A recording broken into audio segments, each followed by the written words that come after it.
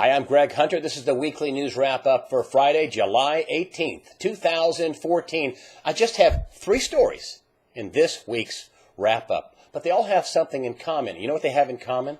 They have in common the potential and probability of spinning out of control, and each and every one of them causing severe damage, not only just to the United States, but to the world. Let's start with this Malaysian airliner, flight number 17, shot down over in eastern Ukraine. Everybody is pointing sides at the other side. About the only thing we do know, it was a Russian-made missile. But the Russians are saying it's the Ukraine government, from Kiev that did it. The Kiev's and the United States says it is either the separatists or it is Russia. All sides are pointing fingers at somebody else. The separatists came out early on social media and said, hey, we shot down another plane. They had shot down a couple of planes earlier in that region. This is why President Obama ratcheted up sanctions on Russia, because Russia's been helping the pro-Russian separatists in eastern Ukraine. Then we find out this airplane's shot down, and another round of sanctions are coming. Now, our European allies haven't put up sanctions, but, with 298 people dead on this Malaysian flight that was shot down, most people think, I looked at a lot of analysis, and most people think whoever shot it down, they shot it down by accident. They were aiming at another plane. They were aiming at something else. That's what some people say, that the plane they were shooting at, the missile went right through to another plane. They do think go up 25 miles. And, if you're like 30, 40,000 feet, 35,000 feet, what are you, 7 miles up, 6.5 miles up, something like that. But it doesn't make any difference whether it was an accident, whether it was on purpose. The downing of this aircraft has forever changed and ratcheted up the crisis in Ukraine. First of all, the president already added sanctions to Russia. They sanctioned one of the defense companies that made these missiles the day before, and lo and behold, boom, shazam, a Malaysian 777 gets shot down out of the sky. Everybody, 298 people dead. There is reportedly nearly 24 American citizens on the plane. It's a tragedy. Some people are calling it an act of terrorism. Some people are calling it murder. Whatever you want to call it, it has changed everything. Not just from a war status, which is terrible, that this could inch us towards war, but the financial war, and usually financial wars precede real wars, has definitely ratcheted up. Vladimir Putin, the president of Russia, says that any new U.S. sanctions will, quote, boomerang and cause very serious damage. You know what I think he's talking about? I think he's talking about serious damage to the U.S. dollar. Serious damage to Western economies. And all economies in the world. There's not a single economy in the world doing well, particularly in Europe. That's why they've been hesitant to, put sanctions on. But, ExxonMobil has a big oil and natural gas deal over in Russia. That's probably going to get kiboshed. That's going to get killed. And will this downing of this aircraft with nearly 300 people dead, most of them are European, is that going to make the Europeans add meaningful sanctions or add sanctions? The United States is going to add sanctions. We may even start giving lethal weapons to Ukraine. Ukraine asked for weapons. We didn't give it to them. Now all the war hawks in Congress are going to say, see, we should have given them weapons. Instead, all we gave them were MREs.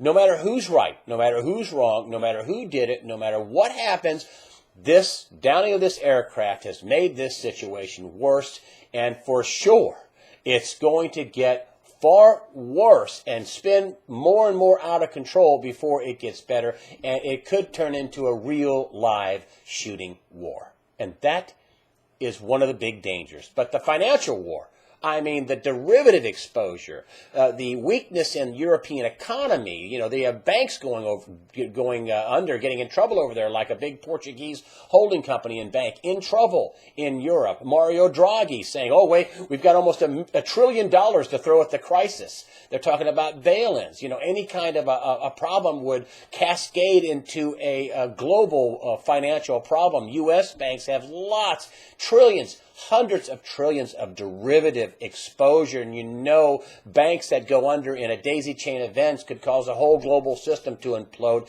and you know war's not far behind then. The second story that has potential to cascade and spin out of control, and will likely cascade and spin out of control, the new Israel-Hamas war. Israel has invaded Gaza. I told you last week I thought Israel would probably make a move to try to knock out Hamas, and that's what they're doing. They called up nearly 60,000 troops. They have invaded Gaza. They're going into their tunnel system. They're trying to stop the rocket fire. There was a ceasefire brokered by Egypt this week, and I thought, oh, wait, hey, crisis over, crisis averted. Everything's gonna be okay. Maybe we'll get another couple of years of peace, like the last ceasefire in 2012, but no. No. The Israelis agreed to a ceasefire. Hamas kept firing rockets a day or two later. The UN brokered a humanitarian ceasefire. What did Hamas do? Kept firing. Broke it in 2 hours, and an attack through the tunnels was thwarted in Israel, and now it's game on. And the Israelis have decided to invade. I don't understand what Hamas is doing. Number one, I don't see how peace can be attained. I mean, they do not recognize Israel's right to exist. I don't see how you can get around that. Their stated goal is to destroy Israel. If Sinn Féin came to the negotiating table in Northern Ireland with Britain and said, our goal is to destroy Britain, and you don't have a right to exist, there'd never been a peace there. I don't see how you can have a peace process starting from that vantage point. Also, lots of reports of Hamas hiding rocket launchers near and in schools, mosques, old folks' homes, hospitals. Even the UN came out and admitted that Hamas hit about 20 rockets inside a UN-sponsored Gaza school. I mean, that is a war crime. I don't understand what Hamas is doing. Are they trying to, have increased casualties of women and children so they can garner global sympathy and support with all the dead bodies? I mean, there'd be hundreds of Jews killed if it wasn't for the Iron Dome. They are targeting civilian areas in Israel. And the death toll on the Palestinian side is way lopsided. I'll give you that. The Israeli Defense Forces screwed up and killed 4 kids playing soccer on the beach. Screwed up. Bad mistake. Deadly mistake. But this is war. This is what happens. People can get killed by accident. There are all kinds of friendly fire. Sometimes armies kill some of their own soldiers. Happens all the time. This is what happens in war. People die. It's sad. My hope goes out to the Palestinians, to the people that have to suffer this. Their leadership should call a halt to it all. I don't know. Maybe Hamas is trying to bait the Israeli Defense Forces into a trap. That's what happened up in southern Lebanon, and the IDF took it on the chin. They got beat to a pulp by Hezbollah. Is that what they're trying to do? I don't know. One thing's for sure. This whole Hamas-Israel war can spin out of control. You've got ISIS, or the Islamic State, just on the other side of Jordan. Could they blow in through Jordan and say, hey, we want to help them out? Could Iran, be attacked by Israel? Could Iran attack Israel? Could this whole thing just completely spin out? Can Hezbollah start attacking in the north?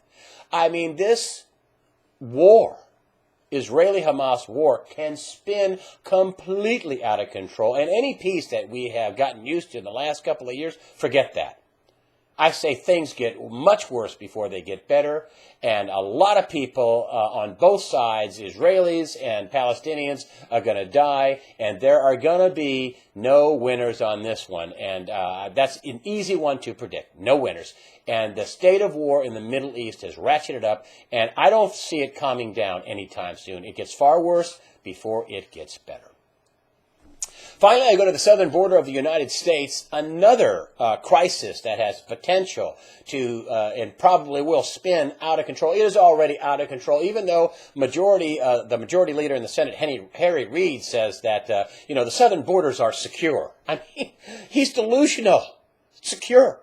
Tens of thousands, hundreds of thousands of illegals just in this latest round have come across the border. And now ABC News, I can't believe they reported this, but ABC News says that they're reporting that the government says that there's such a flood of illegal immigrants coming across the border, they can't do proper medical screening. And they're finding things like high fevers, flu-like symptoms, and contagious diseases. This is according to ABC. Of course, their spin is, these sick people can give the kids inside the containment and the other illegal immigrants, disease and make them sick. What about making Americans sick? What about the cost of all this? The government is sending these people, children, adults, all over the country. And, there are also, reports, according to ABC, chickenpox, pneumonia, swine flu. What happens when school starts in 6 or 7 weeks from now? Is this going to start a epidemic? Are we going to test our vaccines?